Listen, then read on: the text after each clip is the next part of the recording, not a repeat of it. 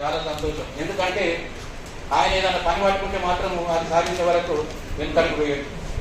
అందుకొరకు ఆయనకు ఇంత రాజకీయంగా కొంచెం సాయము, ముఖ్యంగా భగవంతుడి సాయం ఉన్నది కాబట్టి ఆ స్థాయికి ఎదిగినాడు. స్టేట్ లెవెల్లో ఒక ఉద్యోగం అంటే రాజకీయ ఉద్యోగం దొరికింది కాబట్టి మనం అందరూ సంతోషించాలి. ఇంకా మున్ముందు ఆయన న్యాయవాద వృత్తి కాబట్టి హైకోర్టు కానీ డిస్ట్రిక్ట్ కోర్టు కానీ దీనికి కూడా రావాలని మరి ఇక్కడ వచ్చినటువంటి పెద్దలకు చంద్రకుమార్ సార్కు, రాజు సార్కు, నందకిషోర్ గారికి, ఆనంద్ గారికి, తర్వాత నరసింహ గారికి, మిత్రులందరికీ నమస్కారాలు తెలియజేస్తూ ఇట్లాంటి విషయాల్లో చెప్పడం జరిగితే నేను ఒక మెసేజ్ పెట్టాను. ముఖ్యంగా ఇప్పుడు క్రిస్టియన్స్ అని ఉంటారు. క్రిస్టియన్స్ అంటే ఎవరు? బ్రాహ్మణ్సా, లేకపోతే రెడ్డిలా, లేకపోతే వైశ్యులా, షెట్టిలులా, ఎస్సీఎస్టీల కన్వర్షన్.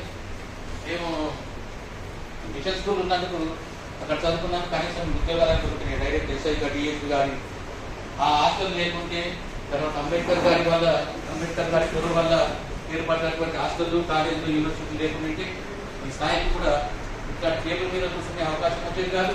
ఇట్లా సంఘంలో కూర్చునే అవకాశం వచ్చింది కాబట్టి మనం అందరం ఈ జాతికి, ఎందుకంటే ఎక్కడ పోయినా కూడా అన్యాయం జరిగేది ఎస్సీ ఎస్టీల మీద. ఎవరు సహకరించరు కాబట్టి సహకరించాలంటే మనమే సహకరించాలి. ఏదో సహకరించాలి. ఎవరి దగ్గర మనం అప్రోచ్ కావాలి, ఎవరి వల్ల మనకు న్యాయమైన సాయం దొరుకుతుందా కానీ అందరూ ఏకతాటిపై ఆలోచించి కావాల్సినటువంటి చిన్న చిన్న సదుపాయాలు ఉంటే మనం అందరం కాంట్రిబ్యూట్ చేసుకొని ఇట్లాంటి మీటింగ్లకు, తర్వాత ఇట్లాంటి సంస్థలకు సాయం చేయాలి.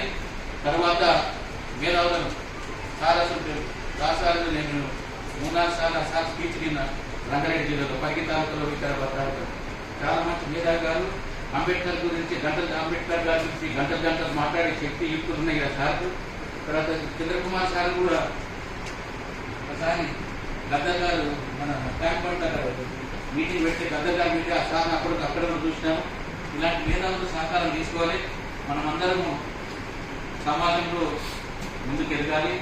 రాజకీయంగా, విద్యాపరంగా, తర్వాత ఆర్థిక విషయాల్లో, అన్ని విషయాల్లో ముందుకెళ్ళాలంటే పెద్దల సహకారం తీసుకోవాలి, వాళ్ళ సలహా తీసుకోవాలి.